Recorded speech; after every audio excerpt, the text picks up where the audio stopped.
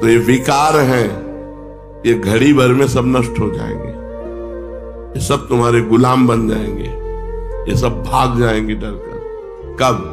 जब खूब भजन करोगे। ये 2-4 माला घुमाने से नहीं। अरे भजन की अलग अलग वृत्तियां, राधा राधा राधा राधा राधा, एक भजन ये हो रहा है, एक उपांशु हो रहा है, एक मानसिक हो रहा है, और एक गाढ़ भजन हो रहा है, केवल भजन। वही मंत्र दिखाई दे रहा, वही सुनाई, हिम्मत नहीं पूरे शरीर की कि झेल पावे। थोड़ी देर में इतनी ऊर्जा पैदा होती कि शरीर विलक्षण होने लगता है, शरीर विलक्षण होने लगता है। मतलब खुद समझ में नहीं आता कैसे कंट्रोल करें ऐसी महान ऊर्जा शक्ति। ये नाम आप खिलवाड़ समझते हो, आप भजन करके तो देखो, पहुंचो तो भजन की जगह पे। नाम जब जैसे राधा राधा कर रहे, उपांशु, फिर मानसिक, ये भजन का अभ्यास है। अभी भजन नहीं हो रहा है, भजन का अभ्यास हो रहा है। और जब भजन होगा तब देखना, जो वास्तविक भजन की बात है, क्षमता नहीं है कि शरीर सह जाए। हर नस नाड़ी, मतलब एक अलौकिक ऊर्जा प्रकट होती जब से, भजन से एक अलौकिक ऊर्जा। आप लगे रहो। अभी ऐसा मत मानो आप भजनानंदी बन गए माला को। जब माला और काउंटर ये सब धर जाए, हाय हाय मच जाए अंदर से। तो एक पूछा कल किसी ने कि कैसा लग रहा है इस समय आपको? कहा कैसे बताए, न खट्टा न मीठा न कड़वा, अब कैसे बताए? अब हम कहें कि आनंद आ रहा है कि क्या कहें, हम कुछ कह ही नहीं सकते कि कैसा लग रहा है। हो रहा है भजन। जब ऐसे होने लगता है तो स्वभाव बन जाता है भजन का, सारे विकार अपने आप नष्ट हो जाते हैं। लगे रहो, बस हम ये कह रहे, लगे रहो। तेरी बनत बनत बन जाए रे, हरि सो लगा रहो भाई रे, तेरी बनत बनत बन जाए रे। हरि से लगा रहो भाई रे, तेरी बनत बनत बन जाए। तेरा राम जी करेंगे बेड़ा पार, उदासी मन काहे को करे। लहर लहर हरि आप संभाले, हरि आप ही उतारे तेरा भार, उदासी मन। ये लहर लहर करके वही समुद्र में पहुंच जाएंगे। समुद्र की लहरों का एक स्वभाव होता है, वो दिखाई देती है उछलती हुई बाहर के लिए, लेकिन वो घसीटती अंदर के लिए। उसका 2 स्वरूप होता है। ऐसी उछाल तो लगता है कि ये बाहर फेंक देगी, लेकिन वो उसकी फंस में आ जाओ तो घसीट ले जाएगी अंदर। ऐसे ही भजन की लहर है, मन बाहर भागता है, विषयों की तरफ भागता है, लेकिन जितना भागेगा उतने घसीट जाएगा। भजन न छोड़ो, तो भजन में लगे रहो, ऊबो मत। मंगल ही मंगल है, आगे चलकर जब भजन होगा। अभी भजनानंदी नहीं हो, अभी भजन मत मानो, क्योंकि हम बताते हैं भजन की एक स्थिति होती है। मतलब कैसे वर्णन करें, कोई शब्द ही नहीं हमें कि हम वर्णन करें। जैसे मशीन रख दी गई हो ना खोपड़ी में, वो एक मतलब अजीब स्थिति, जैसे हम वर्णन कर रहे हैं तो उसका आभास केवल हो रहा है उस समय का, वो स्थिति नहीं है। उस स्थिति में वर्णन नहीं कर सकते, केवल बस ऐसे बैठे,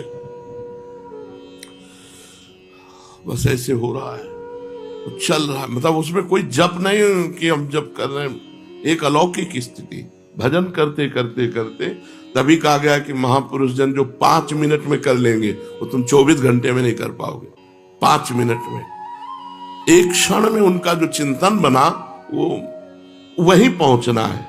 ये विकार हैं, ये नष्ट हो जाएंगे, ये स्वभाव नहीं है। विकारों का अत्यधिक प्रभाव होने के कारण हम लांछन स्वभाव पर लगा देते हैं कि कामी स्वभाव का, ये क्रोधी स्वभाव, उसका स्वभाव नहीं कामी है। काम विकार है जो बढ़ चुका है, और हम आरोप कर देते हैं। तो काम क्रोध लोभ मोह मद मत्सर ये स्वभाव नहीं होते, ये विकार होते हैं। स्वभाव होता तो मिटाना कठिन था, विकार है इसलिए सहज में मिट जाएंगे। अंतःकरण की शुद्धि का क्या उपाय है? अंतःकरण जब शुद्ध होने लगेगा तो अध्यात्म ज्ञान आपके अंदर अपने आप स्फुरित होने लगेगा। अंतःकरण जब शुद्ध होगा तो आपकी शारीरिक मानसिक क्रियाएं सब भागवतिक होने लगेंगी। इसके शुद्ध करने का उपाय, जितना भगवान नाम जप करोगे उतना ही अधिक होगा, और जितना दूसरों की सेवा करोगे उतना अधिक होगा। दो बातें बताई, सेवा और नाम जप। अंतःकरण को शुद्ध करने के लिए सेवा अत्यंत अनिवार्य है। चाहे पशु पक्षी मनुष्य साधु महात्मा किसी की भी हो, सेवा जरूर करनी चाहिए, सेवा होनी चाहिए। एक बार गुरु जी से कहा कि जैसी होनी चाहिए वैसी आत्मोन्नति नहीं हो रही। 20-22 वर्ष पहले, और को 25 वर्ष हो गए हो। तो गुरु जी ने कहा किसी साधु की लंगोटी नहीं धोई अभी, कुछ ऐसी सेवाएं तो मिलती नहीं, ऐसे निरंतर तो मिली नहीं। बोले भगवान से मांगो। मन में आया कि हमारे भगवान तो आप ही हो, आप ही विधान कर दो। 2-4 दिन में विधान बन गया श्रीधर बाबा की सेवा का, जो कालीदह में श्रीधर बाबा वयोवृद्ध थे। बस सेवा से और सुमिरन से अंतःकरण बहुत जल्दी शुद्ध होता है। अगर सेवा सुमिरन दोनों जिसको सही ढंग से ना मिल पा रहे हो तो वृंदावन की रज लगाओ पूरे शरीर में, बहुत जल्दी शुद्ध हो जाएगा अंतःकरण। वृंदावन की रज का सेवन करो, पूरे शरीर में पाउडर की तरह लपेटो। बार बार कहते मान लो, इस शरीर से प्यार मत करो, शरीर तुम नहीं हो। शरीर का वास्तविक प्यार यही होगा कि रज इसमें लगी रहे। स्नान के बाद शरीर हल्का गीला रहता है, और जब रज लगाओ तो पूरे शरीर में रज लग जाती है। रोज लगाते हो, रज लगी है और शरीर छूट जाएगा तो श्री जी की प्राप्ति हो जाएगी। ये पूज्य राधा बाबा ने अपनी वाणी में लिखा कि यदि वृंदावन की रज शरीर में लगी हुई है और शरीर छूट जाए तो भगवत प्राप्ति हो जाएगी। यार नाम सुमिरन नहीं बन रहा, किसी की सेवा नहीं कर पाए, तो इतना तो कि खूब रज लपेटे और गीली करके तिलक रूप में ऐसे लगा लो और सूखी पूरे शरीर में लगा लो।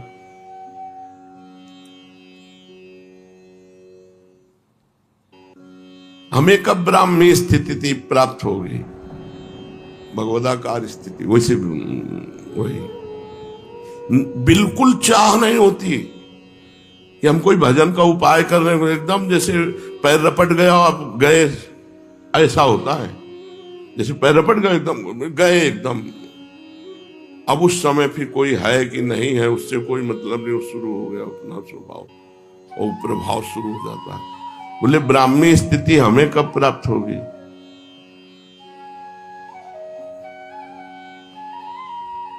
जो मृत्यु जनित कष्ट का वर्णन करता है वही ब्राह्मी स्थिति को प्राप्त होता है। हर कष्ट को गले लगाता है। अब चाहे मरना पड़े लेकिन भजन नहीं छूटेगा, कुछ भी हो जाए। वो ब्राह्मी स्थिति, जिद्दी स्वभाव और कष्ट कहां तक? बोले मृत्यु तक। मृत्यु तक का जो वर्ण करने के लिए तैयार है। 10 मिनट बैठे, बोले पैर में पीड़ा हो रही, 2 दिन बैठे, तीसरे दिन बैठे, ले खत्म हो गया, हो गई साधना। थोड़ी देर एक तो कह रहे थे कि 16 माला जब जपते तो हमारा जबान दर्द करती है, मुंह दर्द करता, घंटा भर प्रपंच बोलेगा, कभी मुंह दर्द नहीं करेगा। नाम जप में मुंह दर्द, हमें तो जिंदगी में अनुभव नहीं हुआ कि मुंह दर्द होता है। किसी को अनुभव होता है? एकांतिक में कह रहा था कि जब 16 माला जब करते तो हमारा पूरा मुख दर्द करता है, जबड़ा दर्द करने लगता है। तो ठीक खींच के जबड़े में पड़े तो सही हो जाए। जब दर्द करेला जबड़े में पड़े तो ठीक हो जाए। शराब पीने में जबड़ा नहीं दर्द करता, प्रपंच करने में जबड़ा नहीं दर्द करता।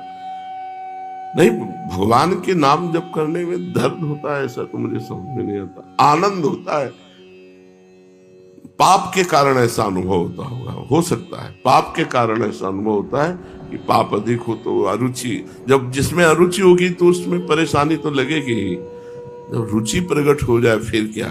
नहीं, पीछे अगर ध्यान से सुना हो कि अगर संत सेवा का क्या स्वरूप है, संत सेवा को तो उसी को गुरु सेवा मान लेते हैं। गुरु सेवा संत सेवा एक ही, कि उसका स्वरूप क्या है, तो बोले उनकी आज्ञा के अनुसार चलना, उनके आदेश उपदेशों का पालन करना, इसी से अहंकार नष्ट हो जाएगा। संतों की सेवा मतलब अहोभाग्य है जो गुरुजनों की शरीर सेवा में है। जैसे हमारे गुरु जी की सेवा में जो है ना, वो जब सामने से निकलते हैं तो हम उनके चरणों को देखकर बार बार प्रणाम करते हैं। शुरू से भाव रहा है कि जो गुरुजनों की सेवा में है वो हमारे लिए सर्वश्रेष्ठ है, हम उनकी बराबरी आज्ञा पालन करके भी नहीं कर सकते। देखो भाव का विषय है, शास्त्र आज्ञा करता है कि गुरु और संत की आज्ञा का पालन करना ही सबसे बड़ी सेवा है, लेकिन जो गुरु जी की लंगोटी धो रहे हैं, जो गुरु जी को स्नान करा रहे हैं, जो गुरु जी के जूठे पात्र मार्जन कर रहे हैं, जो गुरु जी को बना के पवा रहे हैं, और हम यहाँ माला चला करके, तो हमारा सर उनके आगे झुका रहेगा। हम सदैव उनकी चरण वंदना करेंगे कि आपको जो सौभाग्य मिला है, जो आप हमारे गुरु जी को सुख पहुंचाते हैं, इसलिए मैं आपका दास हूं, दास हूं हम। जब वो सामने निकलेगा तो हम पहले उसके चरणों को गौर से दर्शन करते हैं और उनको प्रणाम करते हैं कि जिसके हाथों से हमारे गुरु सेवा बन रही, वो हमारे लिए गुरु जी के समान पूज्य है। उसकी बराबरी तो नहीं कर सकते हम, तपस्या करके या तीर्थ अवगाहन करके या जो भी, उसकी बराबरी नहीं कर सकते, वो तो रहेगा ही। जो गुरु जी की चरण सेवा में है, रात दिन उनके हुक्म पर खड़ा है, उनकी सेवा में, तो आप देखो, आप भजन कर रहे हो लेकिन अपने लिए कर रहे हो। हमारी बात को समझना, गुरु आज्ञा का पालन कर रहे हो लेकिन अपने लिए। आप गुरु जी को प्रणाम कर रहे हो अपने लिए, प्रणाम कर रहे हो गुरु जी को, गुरु जी के लिए नहीं, अपने लिए, हमारा मंगल होगा। आप गुरु जी को कुछ दे रहे हो अपने लिए, लेकिन वो जो भी कर रहा है गुरु जी के लिए कर रहा है, उसको प्रणाम नमस्कार से मतलब नहीं है। गुरु जी को प्यास लगी है, पानी पिलाना, गुरु जी को भोजन, गुरु जी की आरती करने का जो समय है वो स्वयं आरती कर रहा है। गुरु जी खड़े हैं या बैठे हैं, आराम मिल रही ना, गुरु जी को आराम मिल रही ना, गुरु जी को सुख पहुंच रहा है ना। बहुत सूक्ष्मता से हमारे इस विषय को समझना, अन्यथा मत ले जाना। आप जो भी पालन कर रहे हो गुरु आज्ञा का अपने लिए, और वो जो भी कर रहा है प्रगट में गुरु जी के लिए कर रहा है। वो गुरु जी का कपड़ा धो रहा है गुरु जी के लिए, गुरु जी की लंगोटी धो रहा है गुरु जी के लिए, अपने जीवन को अर्पित किए है गुरु जी के लिए। इसलिए उसकी समानता में तो नहीं कह सकते हम कि उनके समान सब नहीं। कभी कृपा हो जाए हमारे ऊपर भी और हमको चंद दिन ही सेवा मिल जाए, वो समानता गुरु जी की नहीं। जो सेवा में वो तो मतलब जीत गया। अब है 1000 लड़के होते हैं तो 1000 लड़कों में सब थोड़ी कमांडो बन जाते हैं, 10-5 निकल पाते हैं। ऐसे मानो लाखों शिष्य हैं तो लाखों गुरु जी को मानने वाले हैं, लाखों में 10-5 गुरु जी की मानने वाले हैं। लाखों गुरु मानने वाले हैं, लाखों में 10-5 गुरु की मानने वाले हैं, उनमें से कोई 1-2 गुरु को सुख पहुंचाने वाले हैं। गुरु को सुख पहुंचाने के लिए हम तत्पर हैं। खड़ा है रात दिन हुक्म पे खड़ा, जैसे गुरु जी आज्ञा करें बस गुरु जी की सेवा। उनकी समानता तो नहीं कर सकते, उनको वो तो साक्षात भगवत स्वरूप है, वो कोई साधक नहीं है। वो पूर्व जन्म में साधना से सिद्ध हुए तो साक्षात परब्रह्म स्वरूप गुरुदेव की परिचर्या में लगे हैं। उनकी बराबरी कैसे हो सकती है? सोचो, हम गुरु जी की आज्ञा का पालन कर रहे हैं लेकिन हम गुरु जी की थाल का जूठन तो नहीं पा रहे ना। पाने के बाद सरका दिया और पूरा धो के वो पी रहा है, उसकी बराबरी हम कर पाएंगे? गुरु जी को छू नहीं सकते और रोज कपड़ा लंगोटी सब धो के फैला के कैसे उसकी समानता कर सकते हैं? हम चाहे जितना तप करें, चाहे जितना जप करें, उसकी बराबरी थोड़ी कर सकते हैं। और इसके बाद डांट लगाया गुरु जी ने, हे ऐसे से नहीं ऐसे। जी महाराज, उसकी समानता कैसे कर सकते हैं? हाँ, लाभ हम गुरु सेवा का ले सकते हैं उनकी आज्ञा का पालन करके, लेकिन समानता नहीं कर सकते। उनकी समानता हम नहीं कर सकते। आप लोगों के अंदर भाव हो तो भले हो कि हम किसी से कम नहीं है, लेकिन हम उनकी समानता नहीं कर सकते जो गुरु की बालवत परिचर्या में लगे हैं। धन्य है वो साधक, धन्य है वो संत जो अपने गुरुदेव को स्नान कराते हैं, गुरुदेव का चरणामृत पीते हैं, गुरुदेव को भोग पवाते हैं बना के, गुरुदेव के वस्त्र धोते हैं। गुरुदेव की परिचर्या हम उनकी समानता नहीं कर सकते। और हम ये जरूर कह सकते हैं कि भगवान उनके अधीन हो जाएंगे। जिन्होंने गुरुदेव को ऐसे रिझा लिया, भगवान उनके अधीन हो जाएंगे। भगवान, जब हमारा हृदय, जैसे इस समय बात कर रहा हूं तो हृदय एकदम द्रवित हो रहा है उनके प्रति, गुरु जी को पानी पिला दे। एक विचार करो, गुरु जी को उठा के बैठा दे, गुरु जी की चरण सेवा कर दे। ये सौभाग्य कैसे मिल सकता है? जिनका हम उच्छिष्ट कभी प्राप्त कर ले तो फूले नहीं समाते, वो तीनों टाइम उनका पार में बचा हुआ, हम कैसे समानता उनकी कर सकते हैं? जो ऐसे आंख उठा के देखना सौभाग्य प्रतीत होता है, वो आंख निकाल करके उनको डांट रहे हैं, ये सौभाग्य? तो ये किसी पूर्व जन्म का भारी तप एकत्रित हुआ और किसी संत और गुरुजनों के अनुशासन में, उनकी परिचर्या में, निकुंज जेब में रखा हुआ है। अगर किसी संत, किसी महापुरुष की परिचर्या में आप है ना, सब दुनिया के सब साधन एक तरफ और संत परिचर्या एक तरफ। किसी को संत परिचर्या मिल जाए तो कभी ये मत छोड़ना कि मुझे भजन करना है। इससे बड़ा कोई साधन नहीं, भगवान इसके अधीन हो जाते हैं। तो जो अन्य लोग नहीं प्राप्त कर पाते, द्वितीय स्थिति है कि वो उनकी आज्ञा में बंधे रहे। कि हमारा सौभाग्य इतना तो नहीं है कि मैं उनका वस्त्र प्रक्षालन कर सकूं, उनको स्नान करवा सकूं, उनको भोग पवा सकूं, उनकी जूठन परिचर्या में मैं रहूं, लेकिन मैं अपने जीवन को उनको समर्पित करता हूं और उनकी आज्ञा में, तो उनकी कृपा से उसका अहंकार गलित हो जाएगा और सदगति प्राप्ति में कोई किंचित मात्र अंतर नहीं होगी, लेकिन प्रेम प्राप्ति में अंतर होगा। जो उसे प्रेम प्राप्त होगा गुरु चरणों का, वो उसे प्रेम नहीं प्राप्त होगा।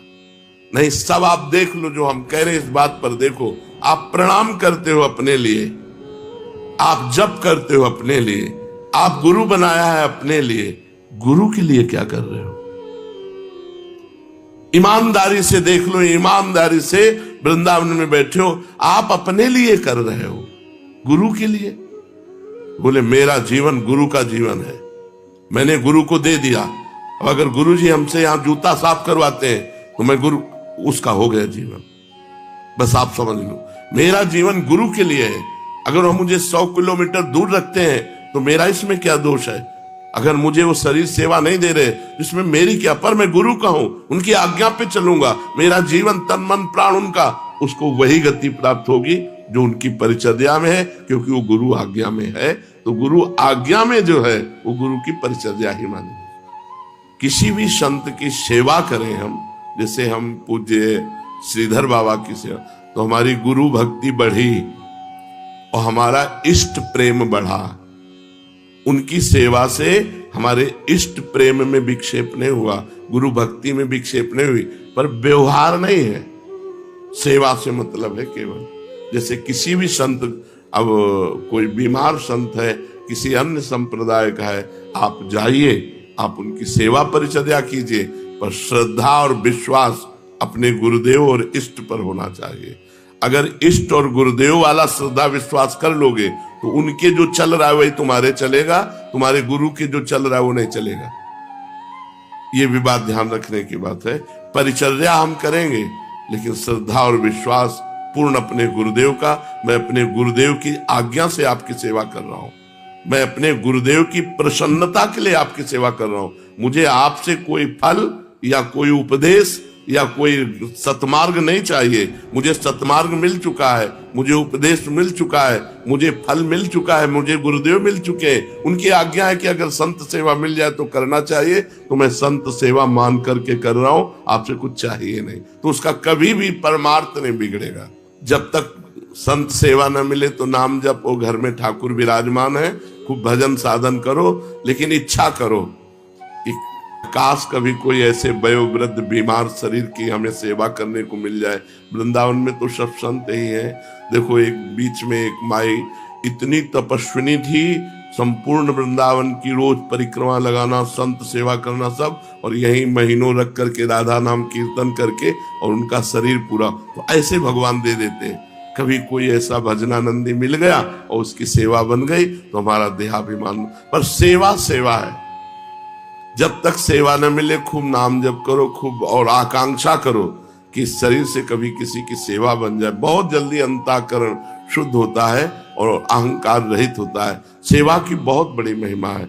अब जैसे सेवा भाव है, अब सब सत्संग सुन रहे हैं, अब एक रुमाल लेकर के जितने जूते चप्पल रखे सबके साफ कर दिए। देखा सत्संग होके गए, गली में सोहनी लगा दी।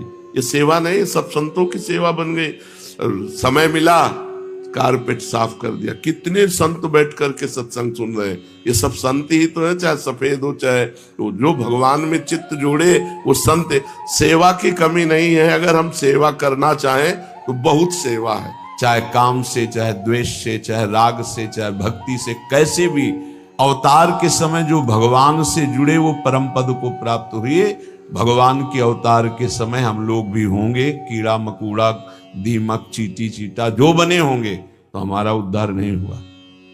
जो सन्मुख हुए, नाम जप किया, उन्हीं का उद्धार हुआ। ये बात पक्की समझ लो। तो भगवान अवतार लेकर के जगत मंगल के लिए आए, पर जो भगवान की शरण में हुए, सन्मुख हुए, उन्हीं का कल्याण हुआ। तो आज भी भगवान हैं, उनका नाम है, उनका रूप है, उनकी लीला है, ये उनका धाम है। जो सन्मुख होंगे, ठीक से चलेंगे, वो भगवान को प्राप्त होंगे। बहुत भय देने वाला प्रसंग है आगे का। महाप्रभु चैतन्य देव श्री रघुनाथ दास गोस्वामी जी के ऊपर अपार कृपा की, तो बहुत ही वैराग्यपूर्ण जीवन आपने कल सुना। ये भगवान ऋषभ देव जी अपने पुत्रों को उपदेश कर रहे हैं। उसी श्लोक को महाप्रभु ने कहा कि गुरुर् न स्यात् स्वजनो न स्यात् पिता न स्यात् जननी न स्यात् दैवं न तत्स्यान्न पतिश्च स्यान् नमोचयेद्यः समुपेत मृत्युम। वो गुरु गुरु नहीं है जो अपने शिष्य को भगवत प्राप्ति न करा दे, मृत्यु के पास से छुड़ाकर अमर पद न प्रदान कर दे। वो गुरु गुरु नहीं। गुरु न स्यात्, वो कैसा गुरु जो अपने शिष्य को भगवत प्राप्ति न करा दे। वो कुटुंबी स्वजन नहीं है जो भगवान के भजन में ना लगा दे। अगर भगवान का भजन नहीं करने देता तो जाके प्रिय न राम वैदे ही तजिए ताहि कोटि बैरी सम जद्यप परम सने ही। वही कुटुंबी है जो भगवान के भजन में लगा दे। जो भगवान के भजन में विघ्न पैदा कर दे, भगवान में ना लगने दे, वो हमारा कुटुंबी नहीं, वो हमारा स्वजन नहीं, वो हमारा करोड़ों वैरियों के समान है। पिता न स्यात्, वो पिता नहीं है जो मुझे भगवान के मार्ग में ना बढ़ाए, बढ़ने से रोक दे। वो पिता नहीं। ये बड़ी उत्तम उपदेश वृत्ति भगवान वही पिता है जो अपने पुत्र को भगवत प्राप्ति करा दे। स्यात् जननी, वही मां है जो भगवान के चरणारविंद में अपने पुत्र की वृत्ति बढ़ावे। लेकिन आजकल तो माता पिता बालक को वही सिखाते हैं जिससे उदर भर जाए। 3 बातें, पेट भर जाए, अच्छे कपड़े पहन लो, खूब भोग भोगने को मिले, यही शिक्षा है। इतने केवल लक्ष्य है। कह रहे साक्षात जननी न साक्षात, वो पिता नहीं, वो माता नहीं जो भगवान की प्राप्ति कराने का उपदेश न करे, नाम जपने का उपदेश न करे, वो नहीं है माता पिता। दैवम न तत्स्यान्न, यद्यपि दैव बड़ा माना जाता है, पर वो दैव किस काम का जो हमें भगवान का भजन ना करने दे, विमुख कर दे। और सही बतावे दैव कुछ है ही नहीं, हमारे कर्म ही हमारे दैव हैं। मानव जीवन मिला है इस दैव दैव वाली बात को व्यर्थ कर देने के लिए। भजन करो इतना डट के, हर प्रारब्ध क्षीण हो जाए, हर कर्म भस्म हो जाए। दैव दैव आलसी पुकारा, खूब नाम जप करो। कह रहे वो पाणी ग्रहण करने वाला पति पति नहीं है जो श्री कृष्ण की प्राप्ति करने में बाधा पहुंचा दे। जो श्री कृष्ण की प्राप्ति कराने का सहयोग दे वही पति है। जो संसार से मेरे को मुक्त करेगा वही गुरु, वही पिता, वही माता, वही भाई, वही स्वजन, वही पति, वही संबंधी, अन्यथा नहीं। बहुत हृदय संभाल करके सुनिएगा। निष्किंचनस्य भगवद भजनोन्मुखस्य पारम परम जिगमिशोर भवसागरस्य संदर्शनम विषयिणामथ योषितांच हा हंत हंत विषभक्षण मतोप्य साधु। हे साधु विरक्त, बहुत खेद और दुख की बात कि यदि संसार रूपी समुद्र से पार जाने के लिए तुमने विरक्त भेष ले लिया, वैराग्य भेष ले लिया और विषयी पुरुषों का संग करते हो और विषयी स्त्रियों का संग करते हो, तो इससे अच्छा है कि जहर खा के अपनी शरीर की वृत्ति पूरी कर देनी चाहिए। हा हंत हंत विष भक्षण तो पिशादो। दूसरा भाव, इससे अच्छा तो जहर है कि बहुत से बहुत शरीर ही छूटेगा, लेकिन ये विषय तो अनेक जन्मों तक तुम्हें नरक पहुंचा देगा। सचमुच सचमुच भगवान की भक्ति निष्किंचन ज्ञाननिष्ठ वैराग्यनिष्ठ जो है वही पूर्ण रूप से कर पाते हैं। जब कोई भगवान के मार्ग में चलता है तो ये 3 खाइयां होती जहां उसको माया गिराती है। पहली खाई है कंचन, वित्त तृष्णा, रुपया पैसा का संग्रह करना। ये देखा है, समझ नहीं पाया जाता और धोखा हो जाता है। थोड़े थोड़े थोड़े थोड़े रुपया संचय करते हुए पधार गए, वो रुपए विषयी पुरुषों ने प्रयोग किए। बड़े बड़े चरित्र देखे हैं, स्वयं कभी खर्चा नहीं किया, संतों की सेवा में नहीं लगाया, समाज की सेवा में नहीं लगाया, बड़े बड़े बॉक्सों में बंद करके रख के और पधार कर चले गए। बाद में उनके परिवार के जनों ने अधिकार कर लिया। बहुत बड़ी गलती। साधु को कभी भी अपने नाम पैसा नहीं रखना चाहिए, ये लिख लीजिए। गुरु के द्वारा सेवित हो या इष्ट के द्वारा सेवित हो, अन मांगे आगे आवे गो। स्वामी जी महाराज कह रहे, स्वामी हरिदास जी, बिल्कुल ऐसा न सोचे कि मैं इतने लाख जमा कर लूं तो पूरे जीवन आराम से खाऊंगा। तो प्रभु का भरोसा नहीं लक्ष्मीपति का कि जिस समय जरूरत होगी बिना दस्तखत के तुम्हारे पास आ जाएगा। जैसे बैंक में जाओ दस्तखत करो फिर पैसा मिलता है, यहां दस्तखत की भी जरूरत नहीं, ठीक समय पर वो वस्तु पहले से आ जाएगी, पक्का समझ लीजिए। फिर इसके बाद है कामिनी। जब वो कंचन पर विजय प्राप्त करके धन पर, अब इन बातों को थोड़ा नाटक रूप में ले लिया जाता है। एक परमहंस जी हमें मिले यमुना के किनारे, बड़े ही वीतराग ब्रह्मलीन महापुरुष। तो जिस आश्रम में हम थे वो यमुना के पावन पुलिन पर था। ये बात है बिंदौर, जब भ्रमण करते तब की बात। उस पार इछावर है, इस पार बिंदौर। तो जिस आश्रम में रुके थे सब, तो उनसे प्रार्थना की कि स्वामी जी आप रुक जाइए एक रात्रि, वो भी संभाषण दर्शन का सौभाग्य मिलेगा। बड़े ही महापुरुष, छांदोग्य उपनिषद पास, बस लंगोटी इतना अचला, एक क्षणी क्या ब्रह्म मूर्ति तेजोमय, स्वीकार कर लिया। तो तखत में गद्दा बिछाकर वैसे ऊपर वस्त्र, उनका नहीं नारायण, हम ऐसी जगह बैठते हैं जहां कोई उतार ना सके। बोरा बिछाइए, बोरा में।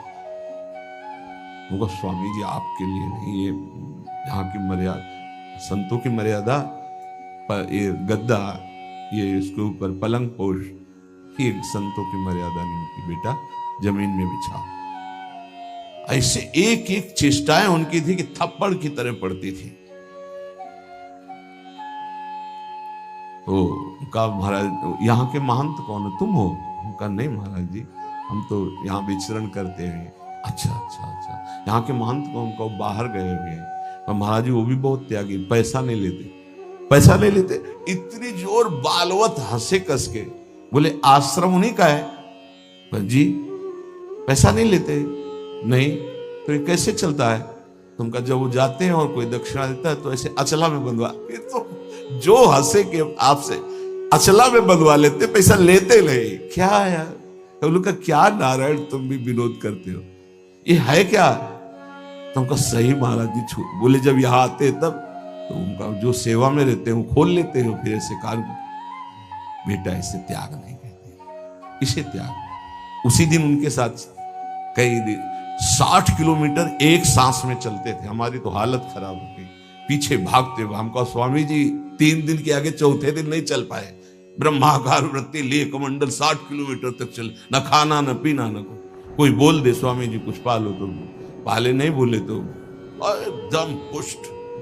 क्या उनका स्वरूप, उन्होंने मतलब जो 3 दिन साथ रहे, तो वैराग्य क्या क्या स्वरूप है, स्वरूप का क्या बोध है, कैसी अद्भुत उनकी ज्ञान निष्ठा। कैसे महापुरुषों का अगर एक क्षण भी संग मिल जाए तो जीवन का रंग बदल जाता है। 1 रुपया पास रहे और कभी भी किसी नगर में भिक्षावृत्ति नहीं करना, आकाश वृत्ति से जहां चल रहे हैं वो औकात भारत की समस्त नदियों की 2-2 बार परिक्रमा हो गई। ऐसे महापुरुष। तो कंचन और कामिनी, कामिनी का तात्पर्य हर इंद्रिय संयोग से है और विशेषतर जनेन्द्रिय के संयोग से है।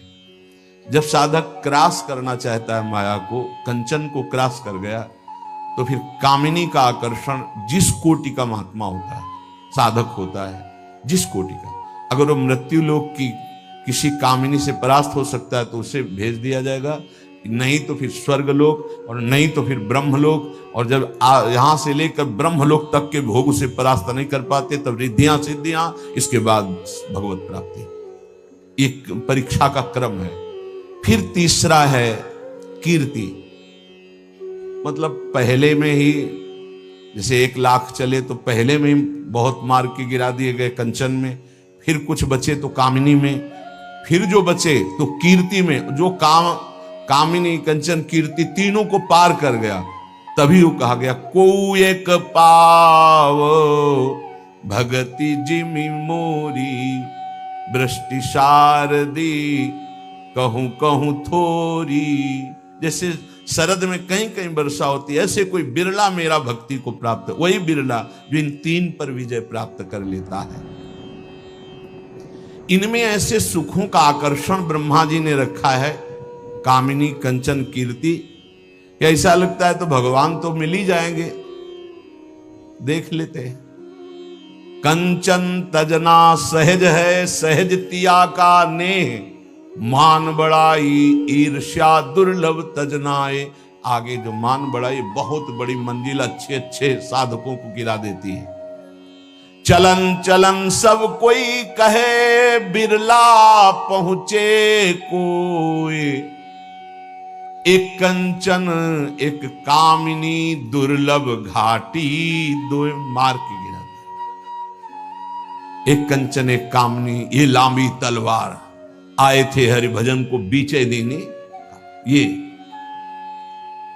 ये घाटियां वही नहीं पार कर पाता जो भगवत प्राप्त महापुरुषों का आश्रय नहीं लिए। यदि भगवत प्राप्त संतों का आश्रय लिए तो आराम से पार हो जाएगा। पता ही नहीं चलेगा कि घाटियां पार हो गए हम, पता ही नहीं चलेगा। त्याग और वैराग्य का यही स्वरूप है कि इन तीनों से बचे। कंचन, कामिनी, प्रणाम, नमस्कार, प्रतिष्ठा, कीर्ति, इनसे बचे। महाप्रभु चैतन्य देव सदैव कड़ी दृष्टि रखते थे अपने जनों पर कि कभी इन तीनों का कहीं कोई भी आकर्षण ना हो जाए। महाप्रभु के यश से संपूर्ण विश्व भर रहा था। जहां देखो वहां महाप्रभु का आकर्षण। बहुत से साधक एकत्रित रहते थे महाप्रभु के पास, एक से एक उच्च कोटि के भी। हरिदास जी का तो पावन चरित्र सुना ही, जो महाप्रभु के सानिध्य में एक छोटे हरिदास जी थे जो नवीन अवस्था के थे। बड़े हरिदास जी तो नाम जापक, जिनका आपने प्रसंग सुना पीछे, अब वयोवृद्ध हो गए थे, लेकिन एक नई अवस्था के कीर्तनिया हरिदास जी थे। ये गृह त्यागी अवस्था के छोटे, अर्थात विरक्त वेश, और कम अवस्था के जवान। पर इनका गला बहुत सुंदर था। सुमधुर संकीर्तन महाप्रभु चैतन्य देव के साथ करते, कभी कभी पद सुनाया करते थे। महाप्रभु के सन्मुख बैठने का सौभाग्य मिला। प्रभु सदैव इस बात में सावधान रखते, कोई भी उनके साथ वाला पैसा नहीं ले सकता, कोई भी माता बहनों से बात नहीं कर सकता। सख्त आदेश था। और प्रणाम करने के पहले ही प्रणाम करो। अमानिना मान देना, दूसरों को मान दो। ये महाप्रभु जो श्लोक में कहा, तृणादपि सुनीचेन तरोरी सहिष्णुना अमानिना मान देन कीर्तनी या सदारी, ये आचरण में था वहां महाप्रभु के जो पास थे। हृदय कांप जाता है। महापुरुषों का शासन और दुलार दोनों देखो।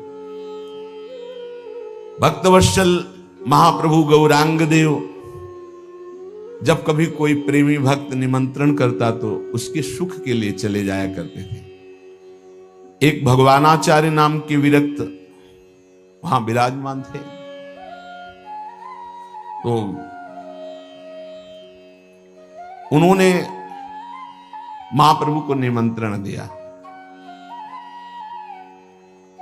महाप्रभु जहां जाते थे वहां भगवत चर्चा, नाम कीर्तन पहले से होना चाहिए, तब वहां प्रसाद पाएंगे। तो नाम कीर्तन रखा जाता, खूब कीर्तन हो रहा है जहां महाप्रभु निमंत्रण में जाते थे।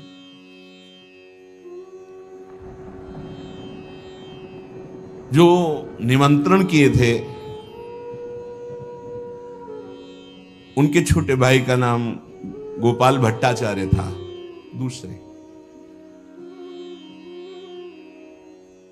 उस शारीरिक वेदांत भाष्य स्वरूप बोध की बात, बहुत बड़े विद्वान थे। वेदांत भाष्य सुनाना उनका स्वभाव पड़ गया, वेदांत। लेकिन जब उन्होंने महाप्रभु को देखा तो भूल गए वेदांत और श्री कृष्ण चरणारविंद की रति को प्राप्त हुए। महाप्रभु ने उनको बताया कि भेदाभेद अचिंत्य भेद, भेद से अभेद और अभेद से अचिंत्य भेद, ये श्री कृष्ण भक्ति का स्वरूप है। भेदा अभेद, भेद से अभेद, अद्वैत, और अद्वैत से द्वैत, ये प्रेमी जनों की स्थिति होती। इसीलिए ज्ञानी नहीं समझ पाते, वो केवल द्वैत से अद्वैत तक पहुंचते हैं। आगे अद्वैत से द्वैत का भाव प्रेमी जन, जो श्री कृष्ण चरणारविंद के अनुरागी हैं, वो उस स्थिति में होते हैं। भगवानाचार्य जी ने जब निमंत्रण दिया, सुंदर सुंदर भोग पदार्थ जगन्नाथ जी के प्रसाद के और घर के, उसे महाप्रभु पाते। तो एक सिखी माहिती नाम की महामहिम भजनानंदी,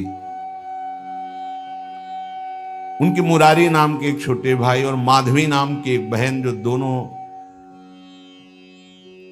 जो माधवी नाम की वो बड़े विरक्त भाव से भजन करती, जो विरक्त भाव से भजन, उनमें एक अलौकिक सौंदर्यता भी आ जाती है।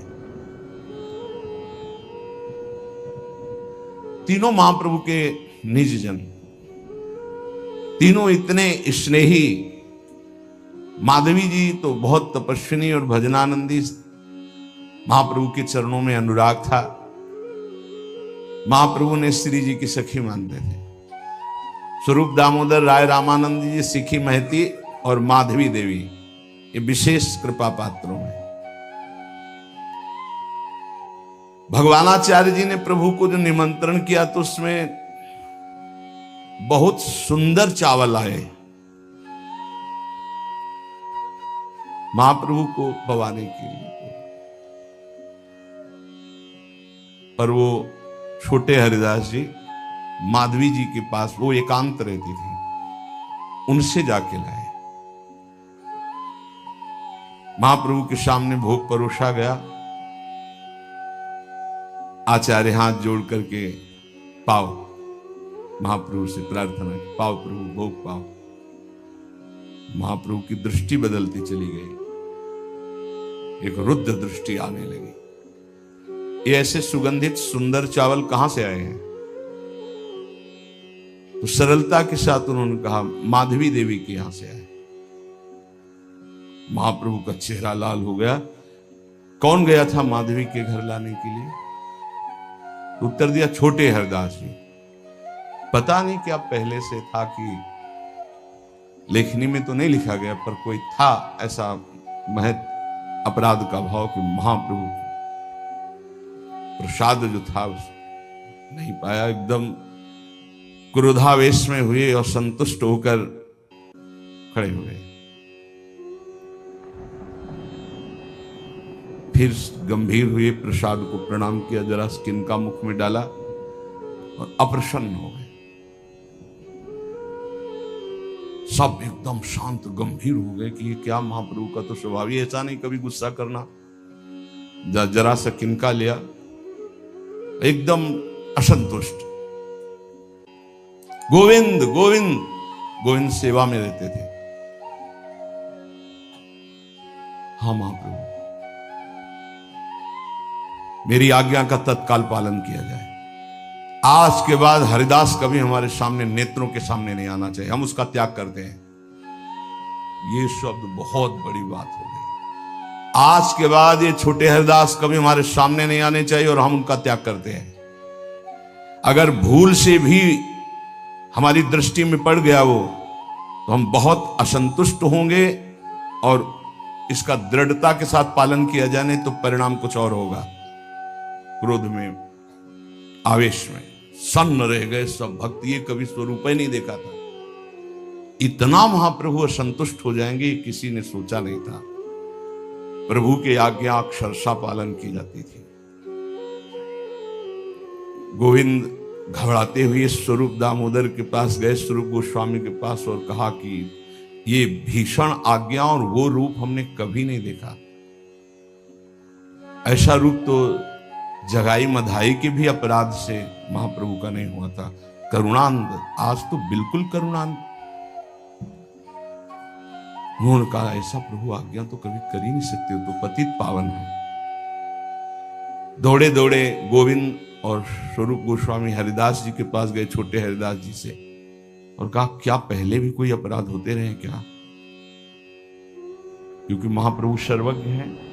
घटना तो बिल्कुल नॉर्मल सी है कि आप उनके एकांत में घर में गए, जबकि महाप्रभु का आदेश नहीं, आप क्यों घर गए?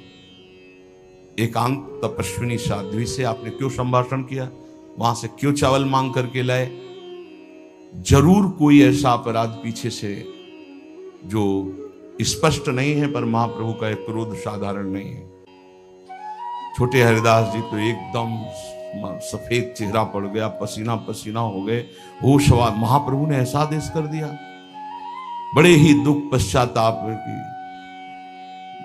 कोई बड़ा अपराध तो हमसे हुआ नहीं। भगवानाचार्य जी ने हमसे कहा तो हम सोचा कि माधवी के पास चले जाते हैं, वहां से ले आते हैं। तो चावल की भिक्षा मांग रहे हैं। उनके बोलने का ढंग देखकर स्वरूप गोस्वामी और गोविंद समझ गए कि अंदर की कोई अपराध भरी वृत्ति, गुप्त अपराध है जो ये भी नहीं बोल पा रहे। महाप्रभु समझ गए, प्रभु कठोर दंड के द्वारा इनको पावन करना चाहते हैं, पर एक बार प्रयास करते हैं, बचा लेते हैं। प्रभु के पास गए और चरणों में गिर गए, गोविंद और स्वरूप गोस्वामी सब। प्रभु आप तो करुणा स्वरूप हैं, हरिदास जी के अपराध को क्षमा कर दीजिए, क्षमा मिलनी चाहिए। प्रभु उनसे भूल हो गई, हम सब आपसे क्षमा मांग, बस एक कार्य कर दीजिए, उनको दर्शन से वंचित मत कीजिए। प्रभु ने कठोरता के स्वर में कहा, एक भी शब्द तुम लोगों ने अब कहा तो मैं इसी समय अलालनाथ चला जाऊंगा और किसी को भी आदेश नहीं करूंगा हमारे साथ चले। जो बैरागी होकर स्त्री का संभाषण, एकांत स्त्री मिलन करता है, मैं कभी जिंदगी में उसका मुख नहीं देखना चाहता। महाप्रभु बड़ा दीनता के साथ स्वरूप गोस्वामी, प्रभु जीव से ही भूल होती, क्षमा कर दीजिए। प्रभु माधवी भी तो भक्ति परायण है, क्या ऐसी भक्ता के दर्शन से इतना कठोर दंड? प्रभु ने कहा, कोई भी हो, क्यों भी हो, ये हम सब प्रार्थना नहीं सुनना चाहते हैं। हमारा आदेश है, जो एकांत में स्त्रियों से मिलता है, संभाषण करता है, हमारे आदेश के विरुद्ध आचरण करता है, मैं कभी उसका मुख नहीं देखना चाहता, कोई भी हो, चाहे वो सगी माता हो, बहन हो, युवती हो, वृद्धा हो, हमारे आदेश का खंडन। एकांत में क्यों गए, एकांत में क्यों मिले, एकांत में क्यों संभाषण किया? चाहे कोई कितना बड़ा विद्वान हो, ज्ञानी हो, आज्ञा का उल्लंघन करेगा, माया आकर्षित करके भ्रष्ट कर देगी। मेरा दृढ़ निश्चय है, एक स्वर में कहता हूं, कोई प्रार्थना नहीं की जाए, उसको दंड भोगना पड़ेगा। अब किसी की हिम्मत नहीं पड़ी लौटकर हरिदास जी से कहे कि महाप्रभु बहुत क्रोधित हैं, बिल्कुल क्षमा नहीं कर रहे। उसी दिन से हरिदास जी ने अन्न और जल छोड़ दिया। कई दिन हो गए, ये अन्न जल नहीं पा रहे, प्रभु बिल्कुल असंतुष्ट हैं। स्वरूप गोस्वामी जी डर गए कि कैसे प्रभु से प्रार्थना करे तो प्राण त्याग देंगे। समस्त वैष्णवों को बुलाया जो साधक ने, और कहा, देखो हरिदास जी को कैसा दंड मिला है, इसलिए हम समस्त विरक्तों से प्रार्थना करते हैं, स्त्री संभाषण, स्त्री चिंतन, स्त्री अकेली स्त्री के घर जाना, भिक्षा लेना, कोई भी त्रुटि अब नहीं होनी चाहिए। हम महाप्रभु को असंतुष्ट नहीं देख सकते। यदि किसी में ऐसी कोई त्रुटि की संभावना हो तो दूर हो जाओ, अभी दूर हो जाओ। सब बैठक बिना महाप्रभु के सब एकांत में बैठे हो। कहा, महाप्रभु असंतुष्ट हो गए हैं, अगर किसी में भी कोई ऐसी त्रुटि हो तो स्वयं यहां से चले जाओ। अब महाप्रभु को दोबारा हम इस रूप में असंतुष्ट नहीं देखना चाहते। फिर डरते हुए स्वरूप गोस्वामी महाप्रभु के पास गए, साष्टांग प्रणाम किया, देखा शांत भाव में बैठे। आप प्रभु कई दिन हो गए छोटे हरिदास जी ने न जल न अन्न, प्रभु आप इतना अप्रसन्न क्यों हैं? उनको बहुत दंड मिल गया, कई दिन से बराबर रो रहे हैं, न खाया न पिया। ऐसा महाप्रभु शांत भाव